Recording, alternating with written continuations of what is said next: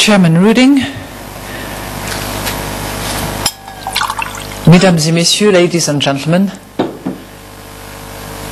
first of all, I would like to thank you very much for hosting us, and I would like to thank the European Capital Markets Institute and the Centre for European Policy Studies, and I'm delighted that you could join forces to host this event. Le sujet que je vais traiter, en anglais, je vous le promets, Monsieur le Président, mais je vais dire 2 mots en français, pour faire plaisir à mes compatriotes qui sont dans la salle, et certains d'entre eux en particulier qui sont des patrons de petites, moyennes entreprises ou d'entreprises de taille intermédiaire qui croient profondément à la vertu du projet que vous examinez cet après-midi. I think there are many things that European Union leaders, European Union citizens, European Union representatives can disagree about. Easy.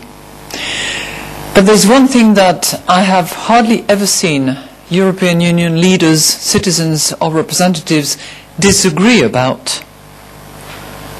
That is the importance of SMEs and intermediate enterprises. I think that most union members would agree that SMEs and intermediate companies are actually the drivers for growth, the drivers for employment, and the drivers for research and development.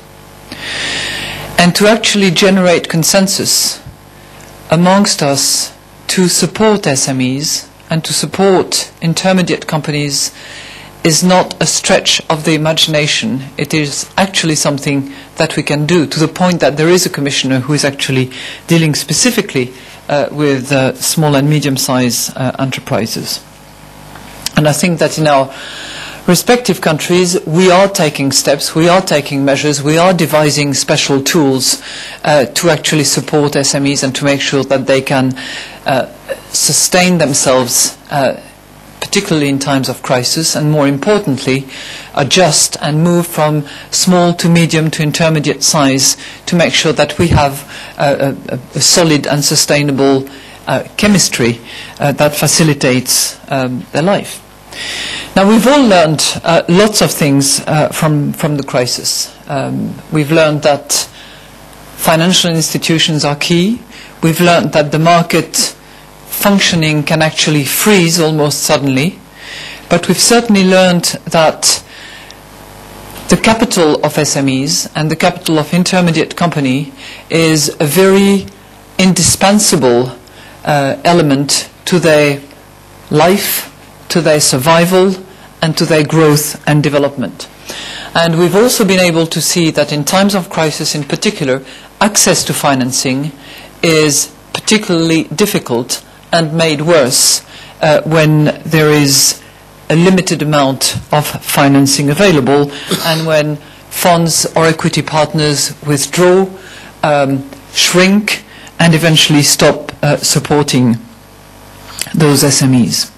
And it is really based on those premises that I proposed the idea of what a few magazines later on picked up to name it the Small Business Listing Act. And here I have a dichotomy with somebody that you will be listening to later on in the course of the afternoon who had a far better idea in terms of naming a program, and you will very quickly understand why. So last July, I proposed the idea of an EU Listing Small Business Act. And this act would clearly be an extension of existing EU initiatives in favour of SMEs.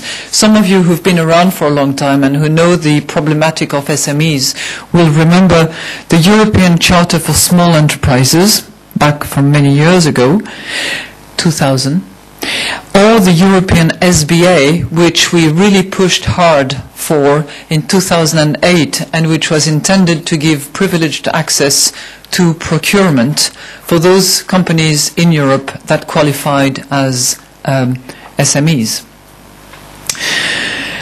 It just happens at the moment that there is a significant review of existing directives, and I will name them one after the other so that those of you who take notes and eventually writing articles will not forget.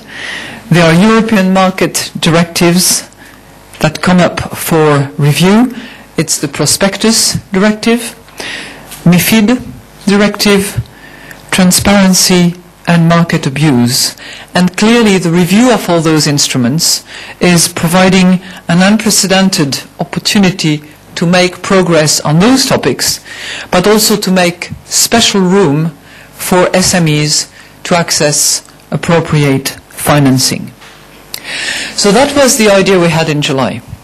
And I did ask in October to somebody that you just named, Mr. Chairman, Fabrice Demarigny, who was the former Secretary General of CESR and who is fully qualified to address the issue of access to market.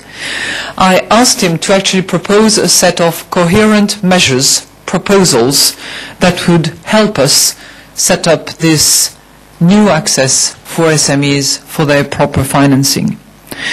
And I hope that his report that will be submitted today will inspire the European Commission to work on the directives that I have just mentioned.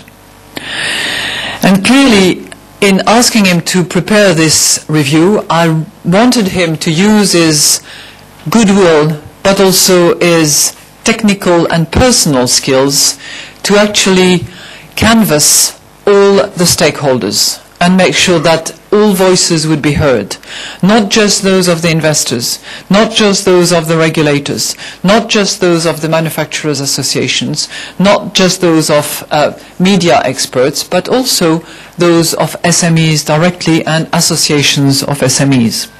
So what did he do? Well, he got about the job, and I think you crisscrossed Europe, in and out, back and forth, east, west, north, south, just listening, seeking information, seeking sources of inspiration. And clearly many of you have met Fabrice, and I know that your thoughts have directly contributed to his report, and I thank all of you who have contributed to his thoughts and proposals as well.